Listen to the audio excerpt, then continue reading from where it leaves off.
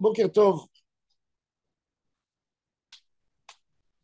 la Gemara nous dit que quand on regarde les bénédictions que Bilam a fait au Ham Israël, il faut le regarder de l'autre sens. Comprendre que chaque bracha, Dieu lui a renversé en fait la malédiction en bénédiction.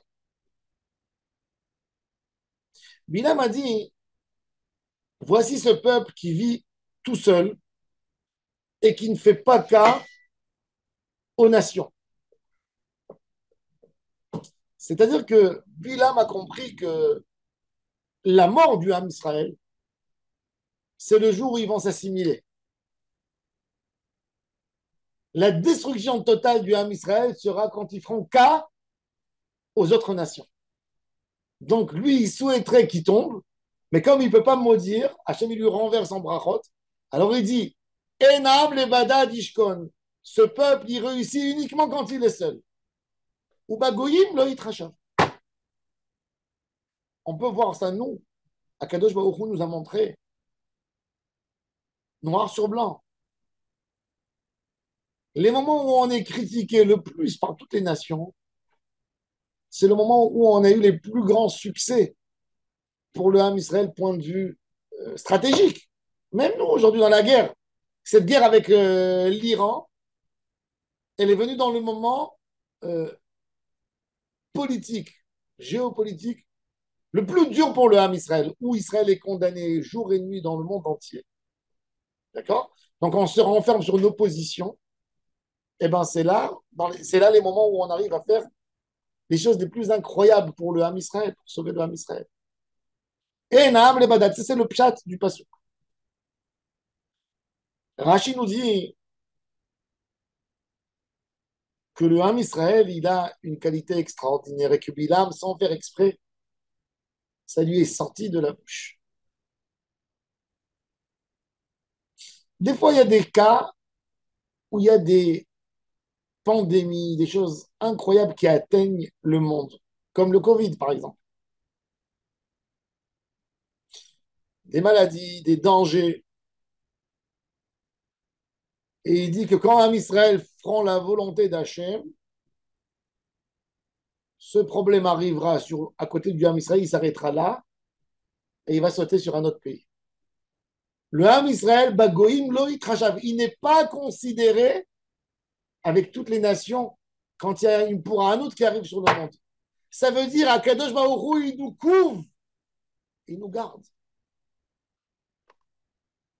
Ça, c'est quand Ham Israël fait la volonté d'Hachem Yitbarach. Il est décrit dans les livres des Mekoubalim, ça s'appelle Ashgacha Pratit.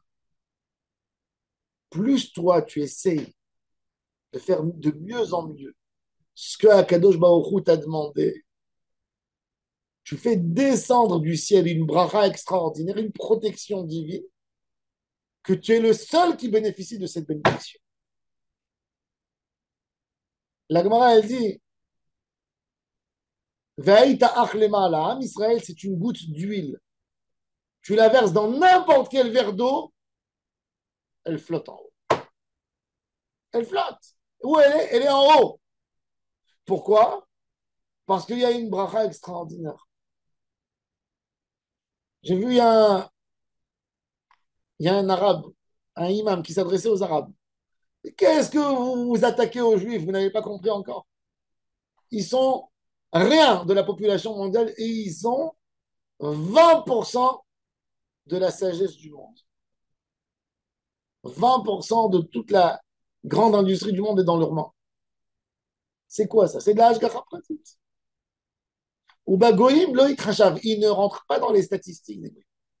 Le nombre de prix Nobel que les juifs ont reçus, il n'est pas comparable par rapport à notre chiffre. Et c'est ce qu'il dit, bagoyim lo itrashav. Il a d'autres paramètres. En Amérique, il y a 5 millions de juifs sur 400 millions, ça veut dire que ça représente un peu plus que 1% de la population. Mais 30% de la richesse américaine est dans la main des juifs. Comment on explique ça? Comment on peut expliquer que être juif, peu importe où tu habites dans le monde, peu importe où il y a des juifs, toujours le niveau socio-économique, d'ailleurs, c'est ce qui provoque l'antisémitisme, le niveau socio-économique du juif est toujours plus élevé que la population dans les pays où ils sont. Que ce soit au Venezuela, les Juifs sont plus riches. Que ce soit au Mexique, les Juifs sont plus riches. Que ce soit en Amérique, les Juifs sont plus riches. Que ce soit en France, les Juifs sont plus riches. Que ce soit en Allemagne, que ce soit au Yémen, quand il y avait des Juifs qui sont plus riches. Que ce soit en Russie, les Juifs. Il n'y a pas un pays sur le globe où les Juifs sont inférieurs à la population normale. Toujours va être les là. Et ça, c'est la bracha de celui qui suit Hachem. Parce que quand tu te colles à Hachem, même si tu es peu collé à Hachem, même si aujourd'hui tu n'es pas religieux, mais comme tu bénéficies des générations sur des générations qui étaient des pieux pour Hachem, eh ben, tu as encore la bracha. De quoi? Bagoïm loït rachav. Tu ne rentres pas dans une statistique locale, nationale, régionale. Tu es au-dessus.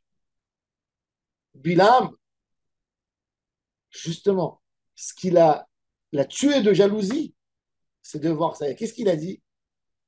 Il a dit, comment ça va être annulé le jour où le juif va s'assimiler, va se mélanger dans l'égoïme? Eh bien là, il perd toute la bracha. Et c'est vrai. Quand un homme, il a quitté le judaïsme, il s'est assimilé, il est parti, il s'est marié avec une femme non juive, ses petits-enfants seront goy, ils auront exactement ce que les goyim auront. Tant que tu gardes sur cette chose extraordinaire que Hachem t'a donné, Israël, Torah, le lien avec Akadosh Baruch Hu, même si tu n'es pas un grand religieux, tu fais moins, mais tu gardes le nom d'Hachem. Israël, tu es en haut. Du moment où tu as baissé, où tu t'es éloigné, tu as perdu cette bracha extraordinaire d'Akadosh Baruch Hu. Bilam voulait nous dire, fait, et c'est ce qu'il a donné. Il a dit le conseil aux filles de Midian, collez-vous avec eux pour qu'ils tombent. Et il voulait le dire. Qu'est-ce qu'Akadosh Baruch Hu il a dit? Il lui a fait dire que notre seul succès, c'est quand on se sépare de nous.